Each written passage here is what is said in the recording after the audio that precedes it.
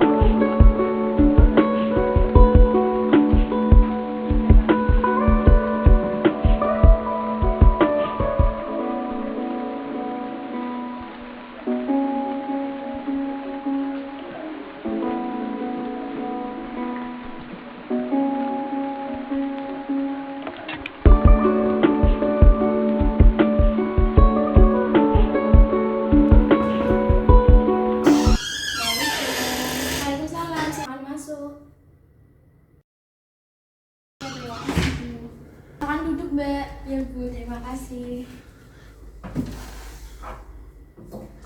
Habis dari mana aja Mbak? Kok sendirian aja ya? Saya habis dari rumah Bu, saya sendiri tadi, nggak ada yang nganter soalnya. Oh, sebentar ya Mbak, tampilkan minum dulu. Iya Bu.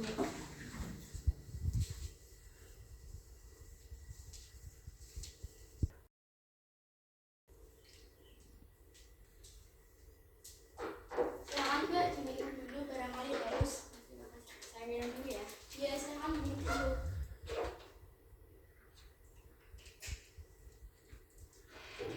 Sebelumnya mohon maaf Mbak, ini dengan siapa dan dari mana? Perkenalkan Bu, nama saya Adila Syamila Putri, bisa dipanggil Dila. Saya dari Pati Bu. Oh ya, kalau saya FID biasa dipanggil Ibu atau Mbak agar lebih akrab. Sepertinya Mbak butuh saya ya, sehingga Mbak datang ke sini. Iya Bu, pastinya saya butuh Bu untuk menyelesaikan dan memberikan solusi masalah saya. Berarti Mbak sudah paham ya datang ke sini untuk apa?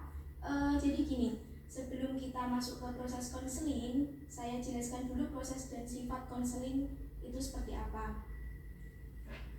Sebelumnya saya berterima kasih juga kepada Mbak Dilasya karena mendatangi saya.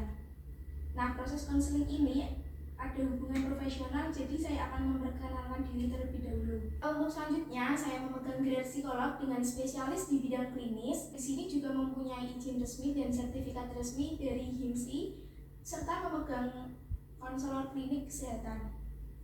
Jadi, di sini saya awalnya akan mendengarkan dengan seksama mengenai masalah pada Mbak Adilasya yang telah dialami. Dengan begitu, kita bisa mengevaluasi masalah yang Mbak alami. Di dalam konseling ini sudah pasti akan terjaga kerahasiaannya dan Anda tidak perlu khawatir lagi ya Mbak. Kemudian untuk waktu yang saya berikan itu biasanya sekitar 30 sampai 45 menit dalam sekali pertemuan konseling. Saya mau bertanya Bu. Iya Mbak, silakan. Proses konseling berjalan 1 jam itu apakah diperbolehkan atau bagaimana Bu? Lebih seperti biasanya kita akan menjadwalkan untuk bertemu lagi, karena kalau langsung sampai segitu waktunya itu nantinya juga Mbak sendiri yang bosan. Gimana paham ya Mbak? Ya sudah paham Bu. Untuk itu kita bisa lihat dulu permasalahannya dan agar kita nanti bisa menjadwalkan lagi untuk bertemu pada sesi selanjutnya. Tampaknya Mbak Dila ini sedang ada masalah apa yang sedang dialami. Sepertinya Anda terlihat gelisah dan ada masalah yang sedang dialami. Iya Bu, jadi gini, akhir-akhir ini saya sering merasa cemas Ya. kalau ada sesuatu hal ataupun saya kan sedang kuliah. Kalau ada tugas numpuk, takut nggak kekejar deadline-nya, ataupun juga saat presentasi kadang ada dosen-dosen yang cukup cukup sulit lah untuk mendapatkan nilai. Ada juga yang peraturan-peraturannya itu apa ya, bisa dikatakan dosen yang ya cukup sulit lah untuk mendapatkan nilainya gitu loh Bu. Jadinya saya tuh sering merasa cemas, kondisi-kondisi seperti bukan hanya psikologis saya tapi juga fisik saya sering sakit, juga merasa pusing. Kalau cuman kan jantung saya tuh berdebar gitu loh Bu rasanya, apalagi saat presentasi itu deg-degan sekali rasanya. Untuk kecemasan yang Anda alami itu sekitar berapa menit dan dalam kurun waktu berapa lama ya Mbak? Biasanya itu bisa setengah jam, itu juga bisa. Kalau soal berapa lamanya itu terkadang juga datang tanpa saya duga gitu loh Bu. Biasanya secara tiba-tiba. Kemudian juga saya lagi tiduran tiba-tiba kepikiran dan kecemasan itu muncul. Apalagi kalau memang saya dihadapi oleh satu permasalahan, mungkin kecemasannya itu mungkin bisa lebih dari itu Bu. Untuk itu apa yang Anda rasakan saat merasa kecemasan dan apa yang bisa Anda lakukan saat itu? Saat itu yang saya rasakan, semua badan saya terasa dingin sekali. Dari telapak tangan sampai telapak kaki terasa dingin. Kemudian juga jantung saya berdebar. Rasanya tuh lemes sekali gitu loh Bu, seperti orang yang kena sakit jantung. Terus saya juga merasa pusing gitu Bu. Kamu itu termasuk tipikal orang yang terbuka kepada orang lain atau tidak? Iya, saya tipikal orang yang terbuka dengan orang lain, tapi hanya beberapa teman yang saya percaya.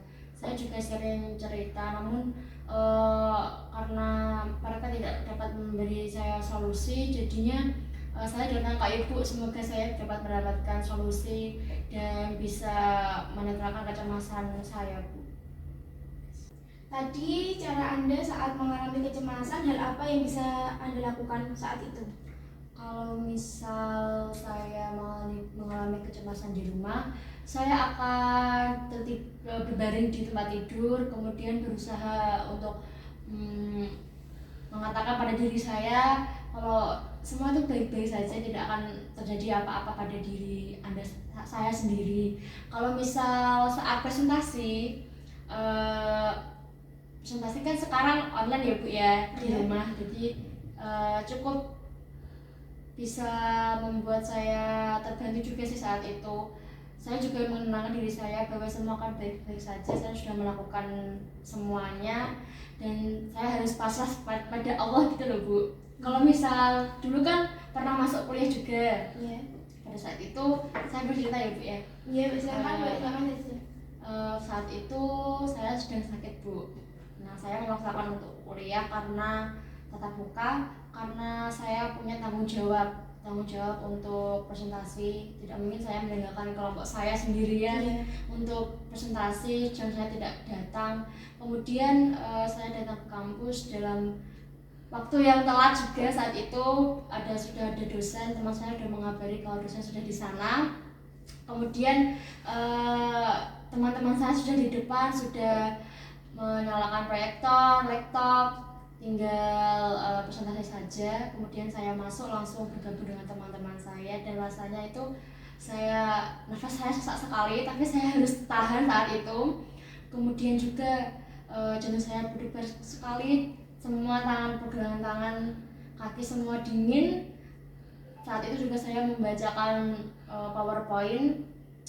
Namun saya juga sudah bilang kepada kamping saya kalau saya hanya mengikuti mata kuliah dosen itu saja. Untuk yang lain saya harus pulang karena saya juga harus prioritaskan kondisi fisik saya seperti itu.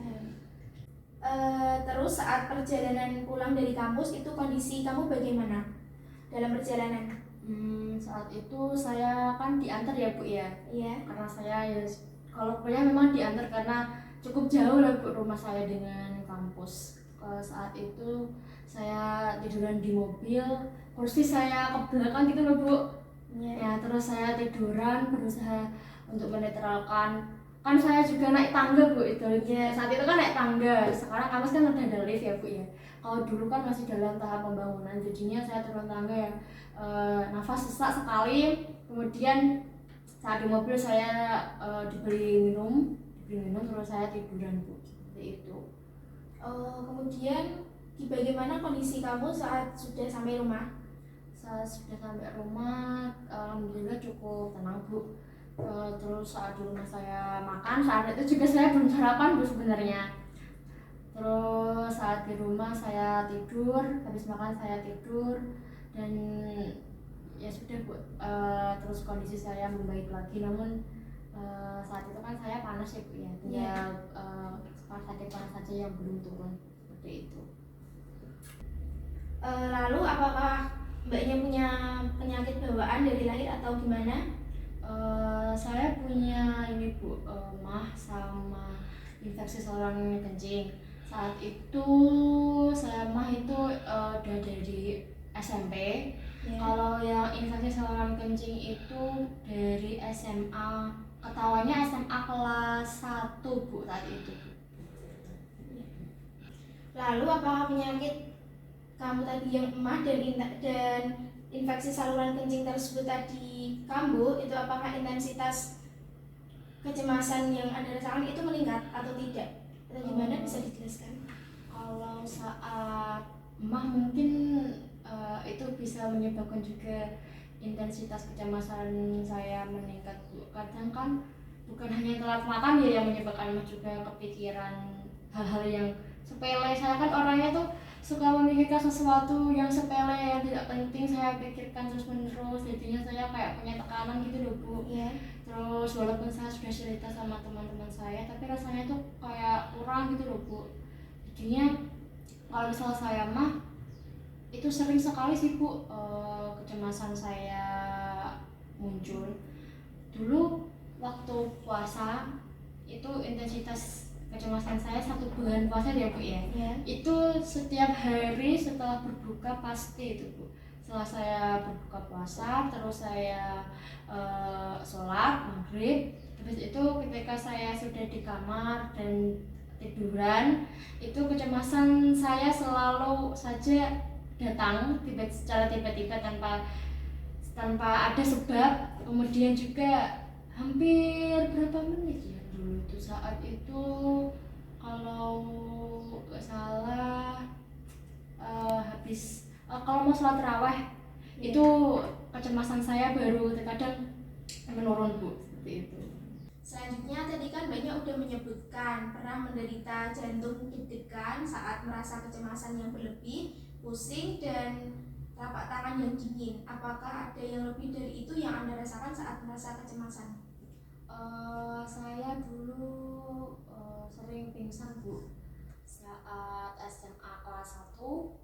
Itu bisa 7 enggak kan dulu sampai Jumat ya sekolah itu 6 hari full itu bisa saya pingsan, hanya mengikuti beberapa pelajaran saja. Kemudian saat SMA kelas 2 mulai membaik, sampai SMA kelas 3 juga sudah mulai membaik juga, dan saat sekarang ini sudah hampir tidak pernah pingsan Bu, seperti itu. Lalu sebelum Anda pingsan, apa yang Anda rasakan? Sebelum saya pingsan itu tadi kan seperti saya jelaskan, jantung saya deg-degan Bu, itu pasti, tangan saya dingin, kemudian pusing, dan saya tiba-tiba pandangan saya itu jadi buram gitu loh Bu. Kalau lihat apa-apa itu jadi buram, dan kemudian rasanya saya seperti tertutup semuanya. Terus dan saat itu saya langsung gak sadarkan diri. Saya boleh minum dulu ya Bu? Ya silahkan. Misi ya Bu.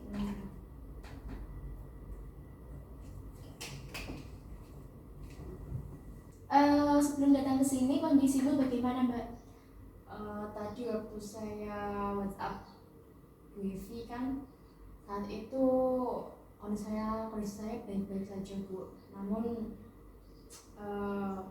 tadi saya sedikit flu, jadinya saya tersumbat dan nafas saya sedikit rada sesak.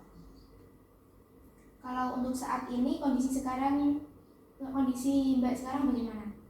Kalau untuk saat saya menceritakan mengenai kecemasan saya, rasanya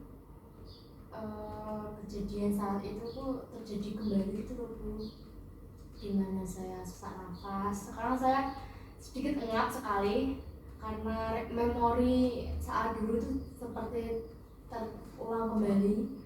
Kemudian juga rasanya ini telapak kaki saya sudah dingin juga Bu, seperti itu. Terus kalau boleh tahu sekarang Mbaknya semester berapa ya? Sekarang ini saya semester 3 Bu, pertengahan semester 3 sudah tes. Oh, berarti dulu kan waktu semester 1 dan 2 mesti sudah pernah presentasi dan bertemu dengan dosen. Dan bertemu dengan beberapa dosen. Sebelumnya presentasi apa yang Mbak persiapkan? Yang perlu Mbak persiapkan? Sebelum presentasi? Ya. Saat itu ya Bu.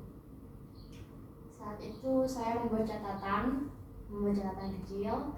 Kemudian saya mempelajari materi yang ada di PowerPoint, dan kemudian mempresentasikan.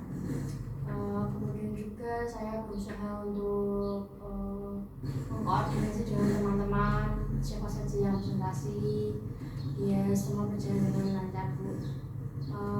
Saya juga berdoa Bu, kalau sholat saya tuh berdoa agar diberi kelancaran dan ketenangan hati dan pikiran saya saat presentasi, agar semua berjalan dengan lancar, seperti itu Bu. Lalu adakah faktor lain di luar kegiatan perkuliahan Mbak yang dapat mempengaruhi kecemasan Mbak? Jadi seperti ini Bu, saya kan anak tunggal. Ya. Terus mama saya tuh meninggal waktu saya kelas 2 SD karena proses melahirkan adik saya. Tapi saat itu adik saya juga tidak tertolong, masih di dalam kandungan gitu loh Bu. Sampai sekarang juga papa saya tuh masih sendiri. Mungkin papa saya tuh takut kehilangan saya, kalau protektif gitu lah Bu. Ya. Bukan hanya papa saya ya, semua keluarga saya itu seperti itu.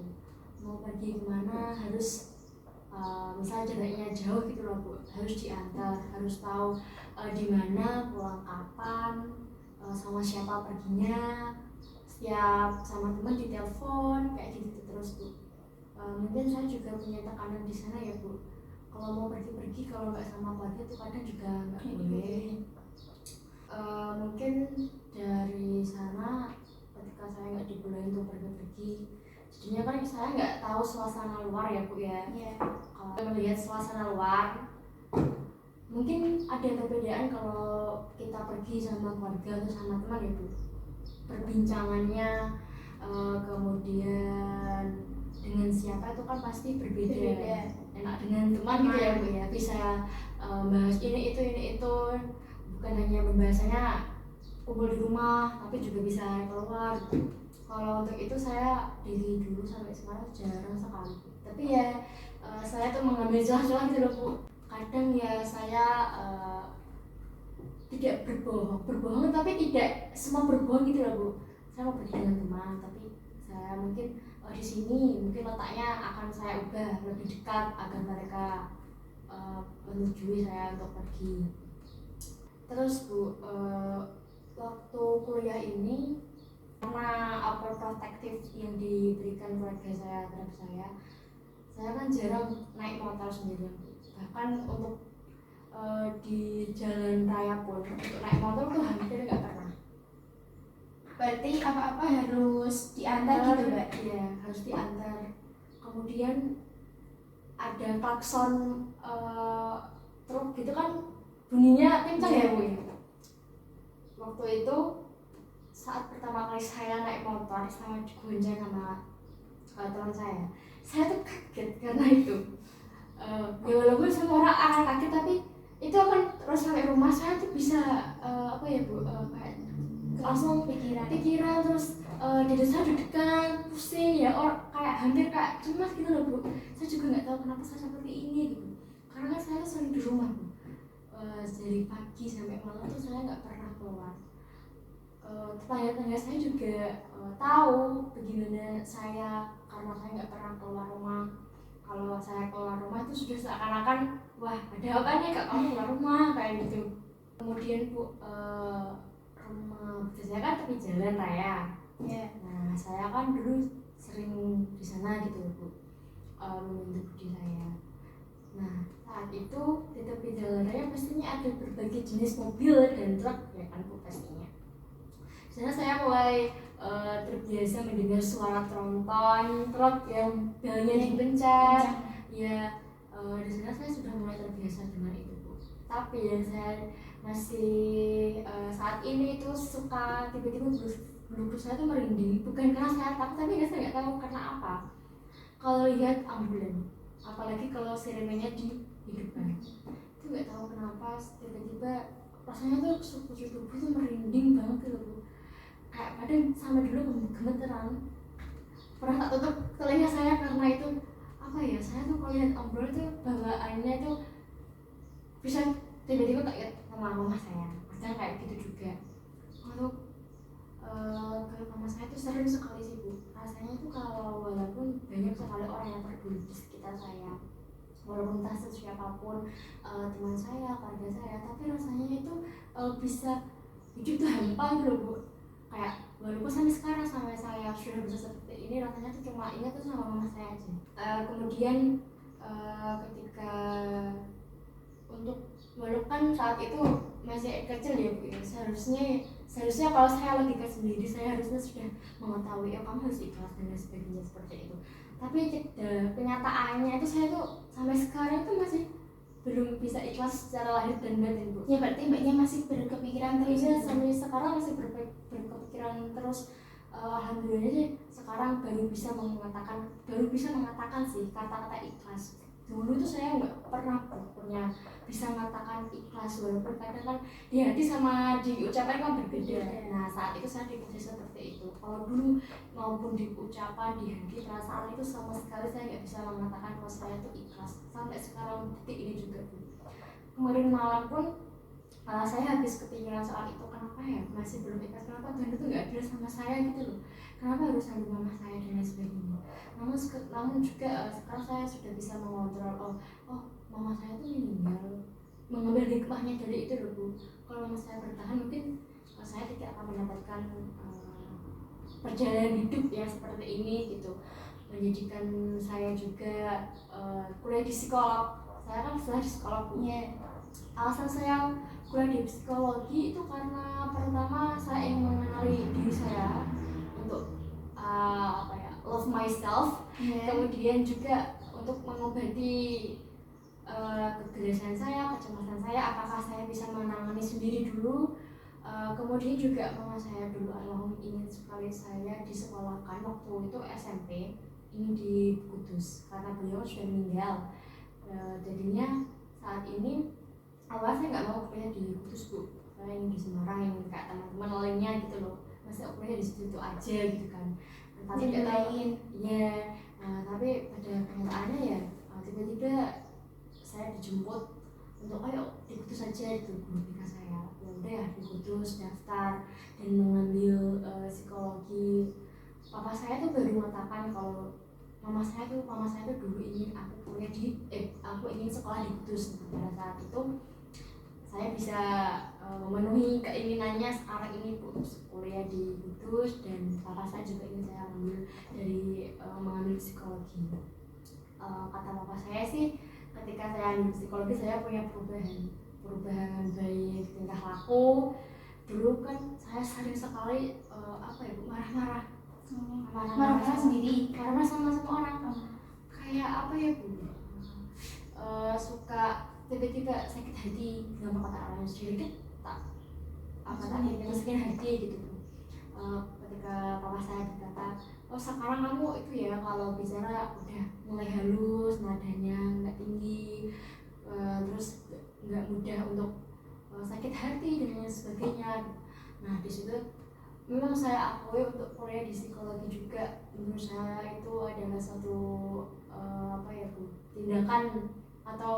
tindakan yang tepat untuk saya gitu loh Bu, karena di sana saya juga bisa belajar memahami diri sendiri. Ya, memahami diri sendiri.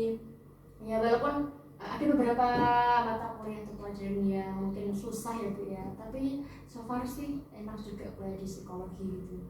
Waktu awal-awal masuk psikologi juga kenal dengan beberapa dosen, ya mereka menceritakan pengalaman mereka. Ternyata seru juga ya, ada yang jadi psikolog juga kan gitu Bu.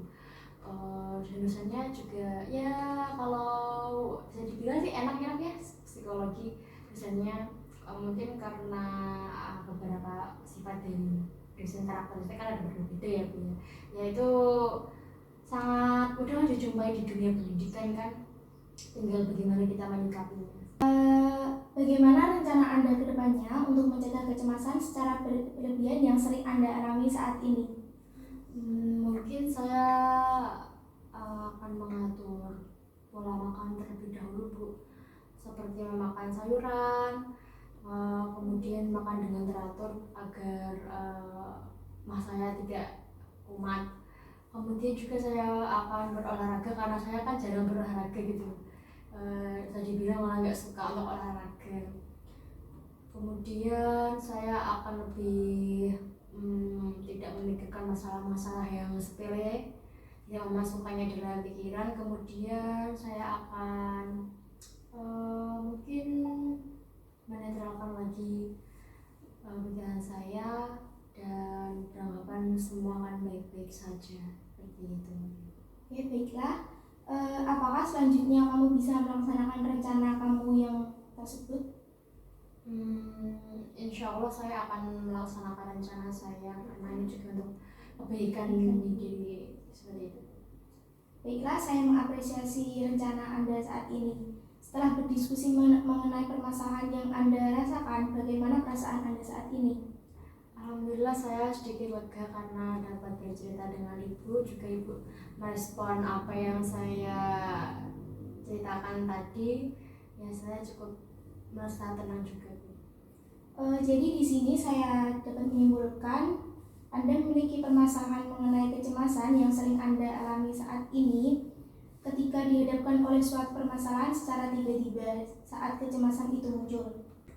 Untuk itu selanjutnya kita akan membuat jadwal pertemuan mengenai perihal hasil rencana yang sudah kita rencanakan lagi untuk minggu kedepannya. Baik Bu, baik. Apakah ada yang ditanyakan? Untuk pertemuannya lagi itu kira-kira kapan ya Bu? Ya kurang lebih sejauh waktu dalam 7 hari. Untuk waktunya? Ya untuk waktunya kita bisa menyesuaikan. Ya Bu, baik. Saya berharap hasil dari konseling ini bisa sedikit membantu menyelesaikan permasalahan Anda. Proses konseling akan mendapat hasil maksimal apabila kita bisa bekerja sama dengan baik. Kamu harus percaya dan yakin bahwa kamu mampu untuk menyelesaikan permasalahan yang Anda alami dengan baik. Baik Bu, terima kasih sekali ya Bu atas waktunya. Ya Mbak, sama-sama. Bu, terima kasih sudah mau mendengar cerita saya. Begitu saya permisi dulu ya Bu ya. Iya Mbak, sama-sama. Tetap hati-hati di jalan. Ya, Assalamualaikum. Waalaikumsalam.